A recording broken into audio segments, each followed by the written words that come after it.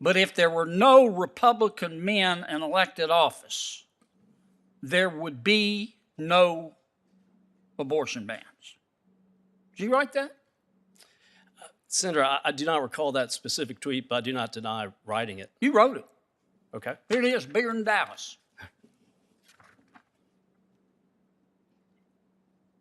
Do you think that my votes with respect to abortion are based on the fact that I want to control women?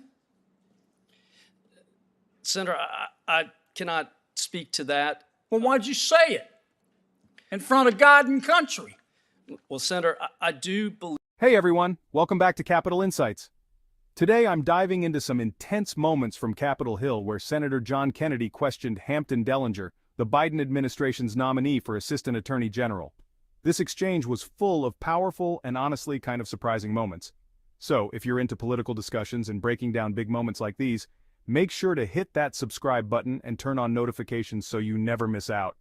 Let's jump right in. To kick things off, Senator Kennedy starts on a lighthearted note. He actually shifts attention to another witness, Miss Giles, and makes small talk with her son, Pierce, sitting right behind her. Kennedy asks Pierce if he has anything to say, and the boy responds with a vote for my mom moment that had everyone chuckling. It's one of those rare, funny moments in what was otherwise a pretty serious session. All right, moving on to the real heat. I was glad to hear you talking about being nonpartisan. You must have had an epiphany. I want to read you a tweet. It's from 2019. You weren't in law school then, were you? I was not, Senator. How old were you then? I had passed over half a century.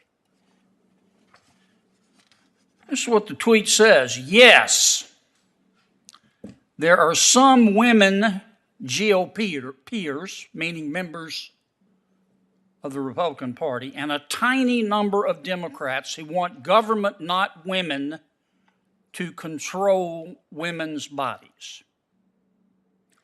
But if there were no Republican men in elected office, there would be no abortion bans.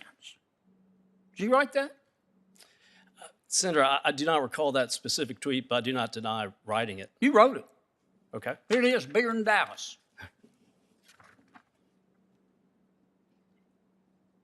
Do you think that my votes with respect to abortion are based on the fact that I want to control women? Senator, I cannot speak to that. Well, why'd you say it in front of God and country?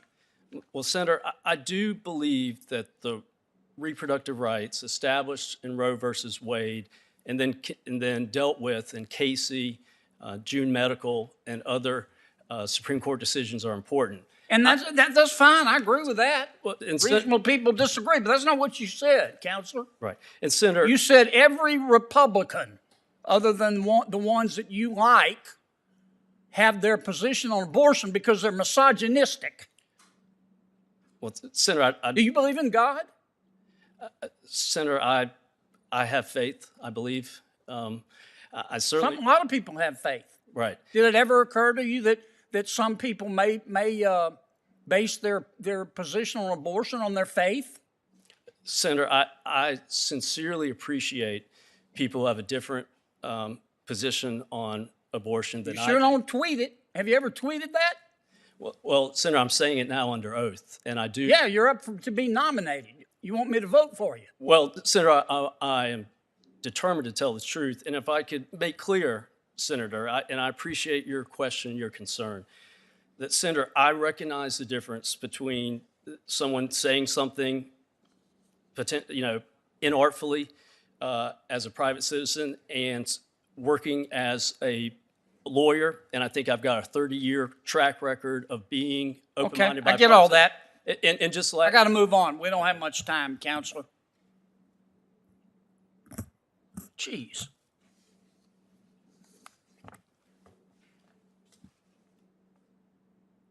Do you believe the Justice Department is systemically racist? Senator, I believe every institution in our country exists on a history. Yeah, but do you believe the Justice Department is systemically racist? Senator, if I could, I believe every institution in our country has dealt with racism and sexism No, but and today, xenophobia. I agree with that, but I'm just asking a simple question. Today, do you believe the Justice Department is systemically racist? I do not believe the Justice Okay. Department. What is about the law firm of Hampton Dellinger? That's your law firm. Is it systemically racist? Senator, I have done my best to Simple question. Do you believe it's systemically racist? Right, and I'm trying to answer it, sir. I know. I think you're trying to dodge it, but you go ahead. Well, sir, I certainly do not try to practice systemic racism. I do recognize. Neither do I. But is your law firm systemically racist? It is not. How about your former law firm, Boies Schiller? Are they systemically racist? You got a bunch of racists there? Certainly, they have tried to deal with implicit bias, to recognize it, and to remove any barriers. Are they systemically racist? I have no reason to think that they are. All right, I'm out of time. Man, that's not just one tweet, Counselor. You got them, a whole bunch of them here. Long as King Kong's arm. Dellinger concedes, acknowledging that people can indeed hold different views, but Kennedy isn't letting it slide. He calls out Dellinger, suggesting that while he might be respectful of differing opinions in the Senate, his tweets paint a very different picture. Kennedy wraps up his questioning with a final remark, pointing out that Dellinger has a history of these types of tweets, ones that, Kennedy suggests, reflect a deeper pattern. This exchange left viewers with a lot to think about regarding online statements, professional accountability, and the balance between personal views and public roles. So, what do you think? Does someone's social media history impact their suitability for high-level roles, or is it more about what they say and do in the office? Let me know your thoughts in the comments below. And before you go, don't forget to smash that subscribe button on Capitol Insights if you enjoyed this breakdown. Thanks for watching, and I'll see you in the next one.